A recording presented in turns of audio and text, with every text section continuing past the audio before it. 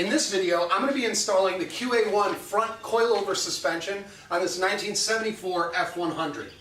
Getting to this point right here where everything is removed was pretty tough. There's a lot of rivets, you got to grind them out, cut them, pound them. They don't come out real easy, but they do give you step-by-step instructions. They're real easy to follow. Let's take a look at how I got to this point, and then we'll start installing it.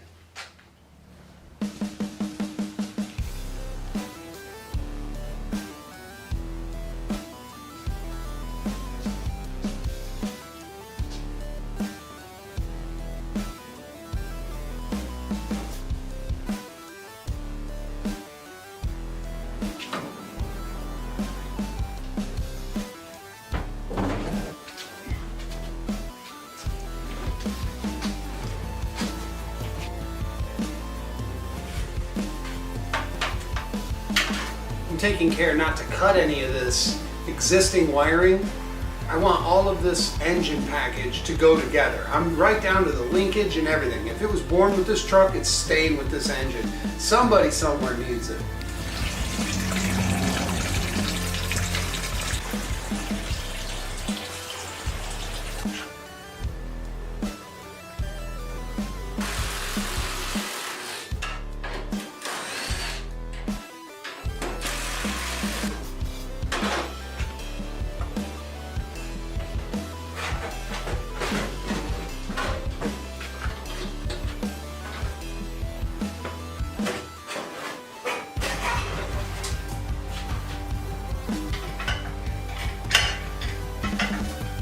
This is a heavy engine.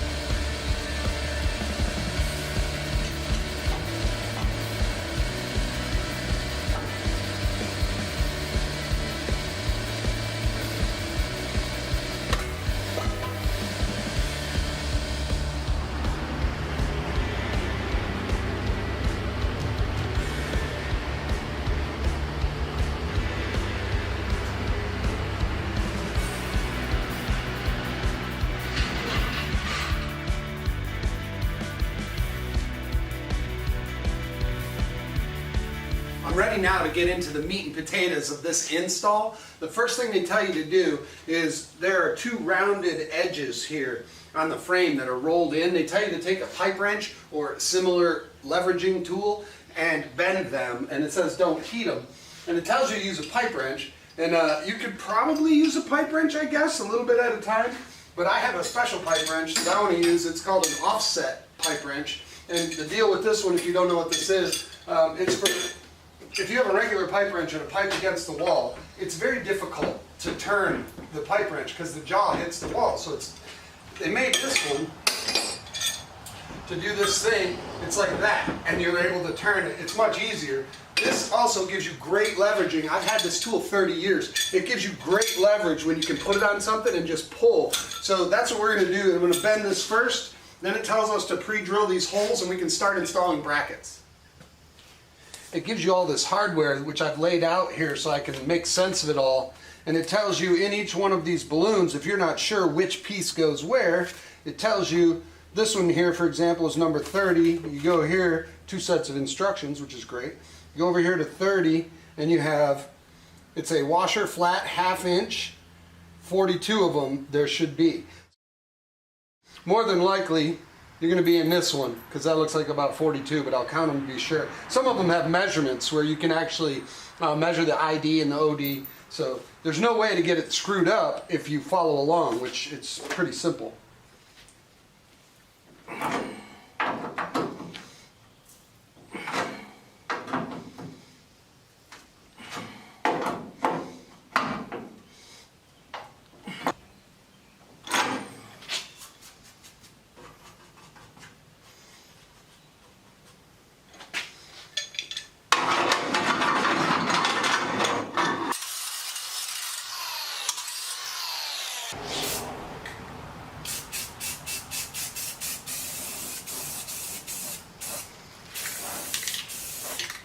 Paint it black and hit the track.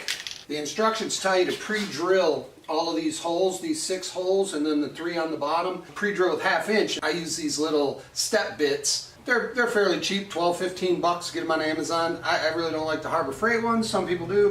These inner frame brackets, they tell you to line up on the passenger side the 3 front holes, and these aren't specific, it says, and these go on the 3 back holes. So they're staggered, and I assume that'll straighten itself out when we get the rest in. But pre-drilling all these holes, we didn't even need to because this stuff's 1/2 inch already. Not sure what that's about, don't really care. Saved me a bunch of drilling. According to the instructions, the big washers are where they contact the old steel, and the small washers are where they contact the QA1 stuff. So basically, let's see what we got going on in here.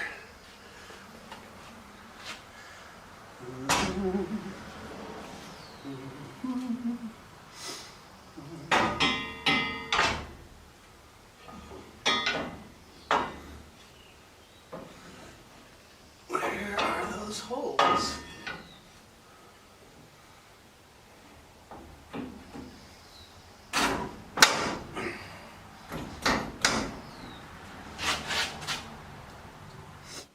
Beautiful. I'm on camera. You better take that off. Nah. Good day. See ya. Okay.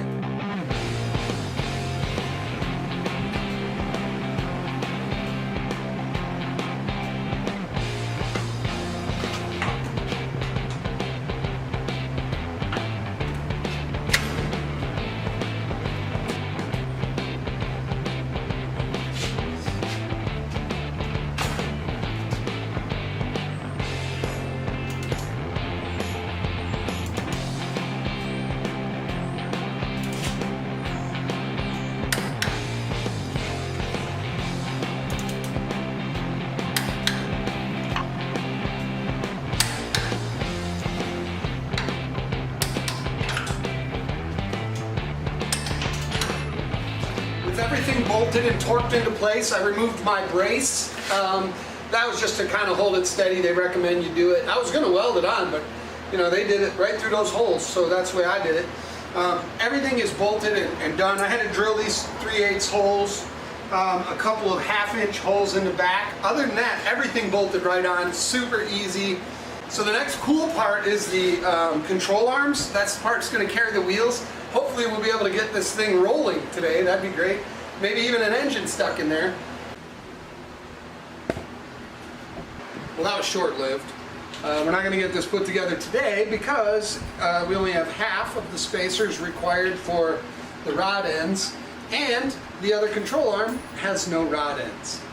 They're not in the package, so they were shorted, and I have to order those or call and complain or wish and hope. Whatever it is, that ain't happening. So on to something else for today. This morning the QA1 parts arrived. They came right from QA1. They solved it real quick. Not a problem at all, to be honest with you. I was happy to get a little break from this thing. So I'm back on it, and what I'm going to try to do right now is get these arms on maybe the rack in and the shocks, everything loosely assembled. That'd be a win.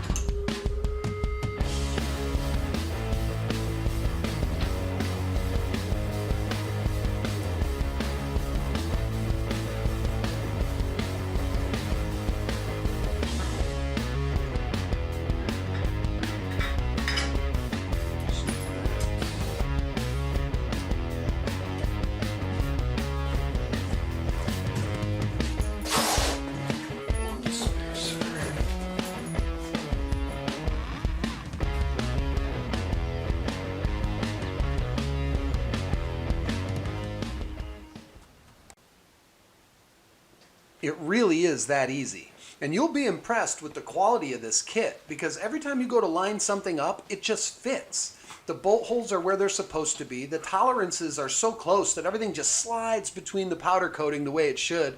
I was blown away by the thing. So if you want to see us do this to the rear of this truck, because that's coming next, please remember to like, subscribe, and share everywhere you see fit. Thanks, and I'll see you soon.